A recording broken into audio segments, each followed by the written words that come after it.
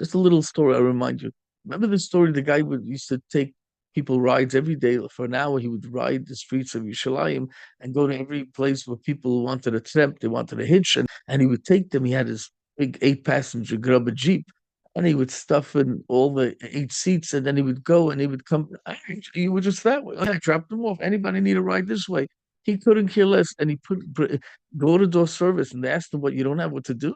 He said, "No, it's not that I'm a successful businessman, and I have this, this dira, this big villa, and I had like a yichidot in the bottom. From the one side of the street, it's like a basement, but if you go from the side, it's like a walk-in. It's mamish karka, right? It's a ground floor, and I had a few yichidot for this, and I wanted people to come to me for Shabbos or whatever." And then I found a homeless person, an old man, and his eyes were very kind, and I felt that. And I said, "Did you eat anything?" And he said, "No." I ran right there. I stopped the car. I pulled over. I got him a falafel and I got him a drink and a few tissues. And I said, "Are you?" And he's so thankful. I said, "This is a precious person. It's just he fell in hard times." So I asked, "Where do you hang out?" He says, "I'm here every day." And he came back the next day and he bought him more food and he went to the grocery and he got a liking towards the person. He said, "You know what? Where do you sleep at night?" He says, "On the bench." "What do you mean? I'm homeless." "How long? How many years? I'm homeless. I can't even remember. I'm an old man already. And how many years in homeless?" So he says, "Come to my house." He took him to the house. Took him into one of those one-room apartment with a shower and a sink and all the towels and the soaps and the shampoos. And he helped him wash up and he got him clothing. And he said, "Why do you have to go in the streets? Come here. It's cold. It's cool in the summer. It's warm in the winter. I've got a bunch of yechidot. One of them is going to be for you. You can live here, no rent, nothing, all free." And every day he sent them 3 meals with snacks. He always had a microwave and he had a fridge and he had a stove, a toaster. He had everything that he needed. And he used to bring food. His kids would bring down the portions, ready, hot cooked meals. It was gewaldic. And the guy felt that he's going to die. So he calls and he says, "Can I see you?" And he said, "Yeah." He said, "I wish I could pay you back, but I have nothing to pay you back.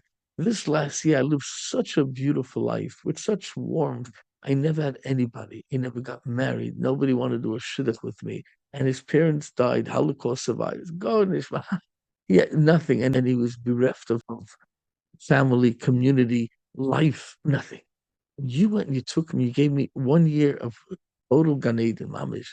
I wish I could pay back, but I can't pay back. What should I can't pay you back? But I'm going to try in Shemayim. I don't know if I have any credit, but I suffered a lot. So maybe if I suffer, maybe I could daven for you." And the guy says, "No, keep all your some of your suffering to yourself. Hashem gave me such a beautiful life, a beautiful wife and children.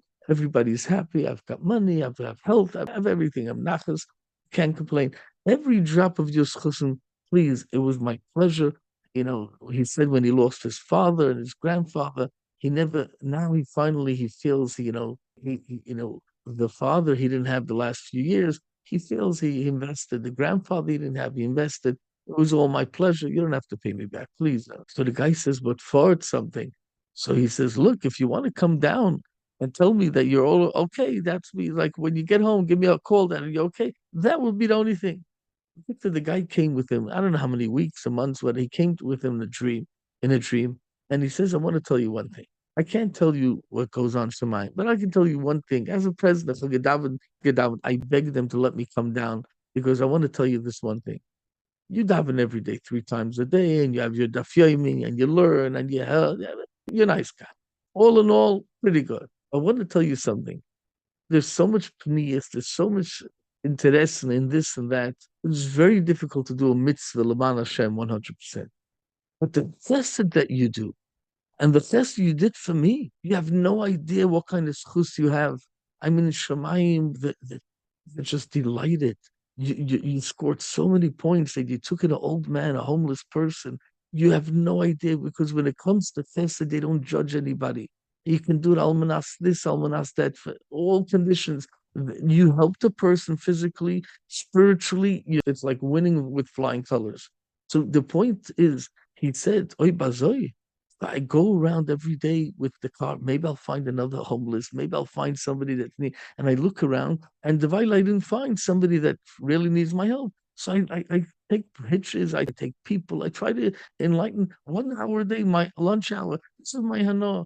I ate lunch for 5 minutes, and then I go and I did my lunch hour. Go around and try to help out people because chesed is more than anything. It scores more points than anything because everything else you might mean yourself. Many people with all the chumras demean themselves. When you come to Chesed for Nachayid, that's worth points, even if you mean yourself. That's so pure, even if me, because the person has a no. You mahana another yid, you give a yid a no, you give a yid pleasure. That's all. You take away some pain from a yid, from anybody in the world. There's nothing higher than that. There's nothing purer than that. There's nothing kinder than that. Okay.